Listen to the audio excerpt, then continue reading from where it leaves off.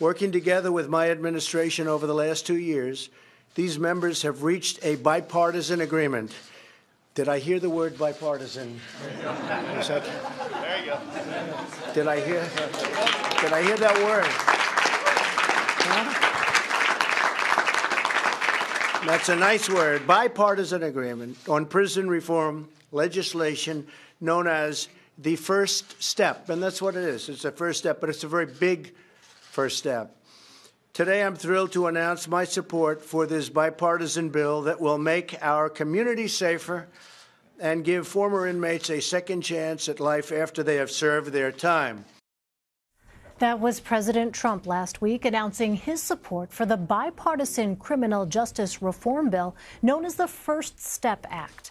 The bill has an unlikely alliance of supporters, from President Trump to the ACLU to the Koch brothers. Despite the broad array of support for the bill, there's no guarantee it will pass during the current lame duck Congress. Here's Republican Senator Rand Paul being asked about the bill on Face the Nation Sunday.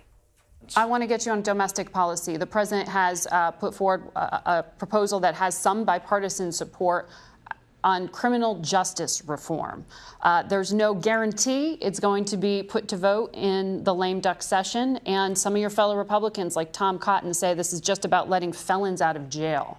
How do you respond? You know, I've been working on criminal justice reform with Republicans and Democrats for 6 or 7 years. I met with President Obama several times on this, bipartisan groups. We have a real chance to pass this now. With President Trump being in favor of this criminal justice reform, he came out publicly for it.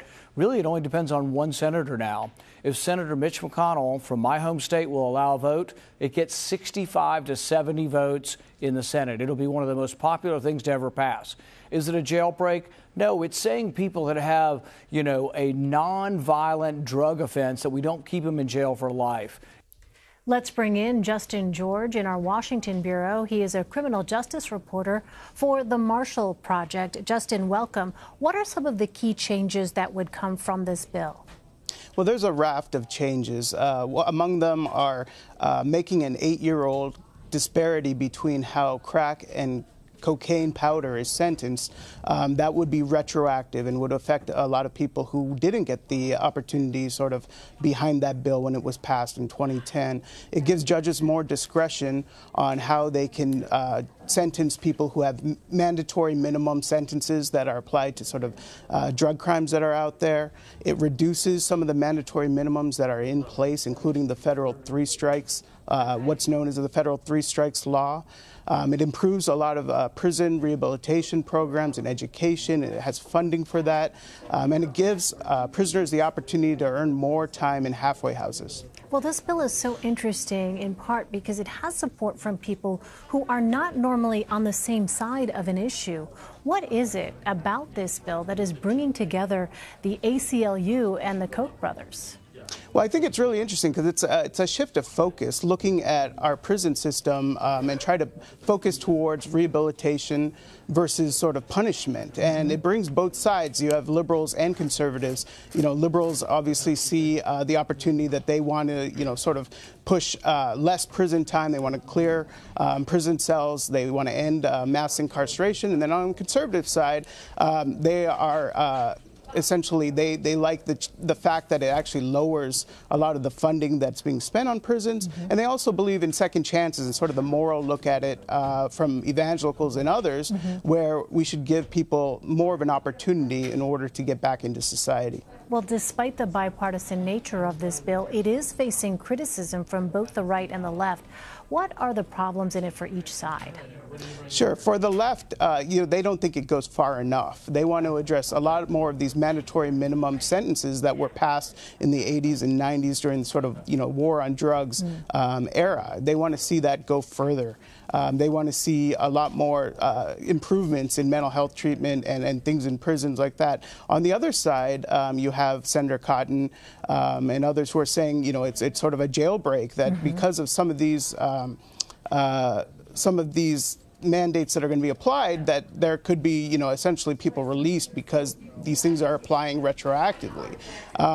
Of course, other conservatives, you know, who are for it would say that's simply not true. This is just going to allow people who hadn't had the opportunity under laws that are already passed to essentially, be treated the same as others. Well, meantime, Senate Majority Leader Mitch McConnell is reportedly telling the president that there likely will not be a vote on the First Step Act this year. Why is that?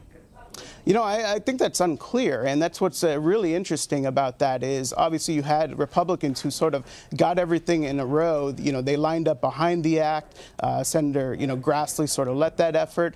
They got President Trump to sign on, and sort of cleared the way as far as oppositions. And then after the president comes out in strong support of it, Mitch McConnell, shows this hesitation, and then obviously you have others like Senator Cotton who are pitching a fight to try to stop it.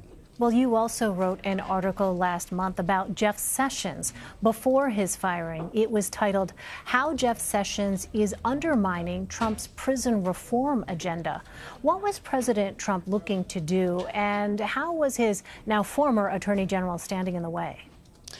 I think as a senator, even before he was attorney general, Jeff Sessions has opposed, a lot of these sort of reforms that might let people out of prison earlier, or at least prison cells earlier. And then as attorney general, he has definitely said that he believes that a lot of the reduced sentences and things like that have led to an uptick of crime that hasn't been proven. Essentially what was going on with the Bureau of Prisons, which if the First Step Act will have to carry out a lot of these mandates, is as far as its program to try to transition people from prison cells to the community where they spend time in halfway houses or even on home confinement, which is sort of a form of house arrest. They were greatly reducing the number of prisoners that were being sent there. They were reducing the amount of time that they were given at the end of their sentences. And, the numbers in halfway houses and in home confinement have not been lower in 5 years. Well, now that Sessions is out of the administration, is a lot set to change in the Justice Department regarding this, you think? Well, I think that's the question here. How is the interim Attorney General going to act? Is he going to be the Attorney General and stay that way? Is President Trump, which way is he going to side or look that way? Right. You obviously have his senior advisor, Jared Kushner, who essentially has been pushing a lot of these reforms. Will he step in and sort of expand the use of some of these programs? It's kind of, very difficult to tell right now. Yeah, it'll be really fascinating to see how much political capital the president is willing to expend, especially given some of that criticism from the right. Justin George, thanks very much. Thank you.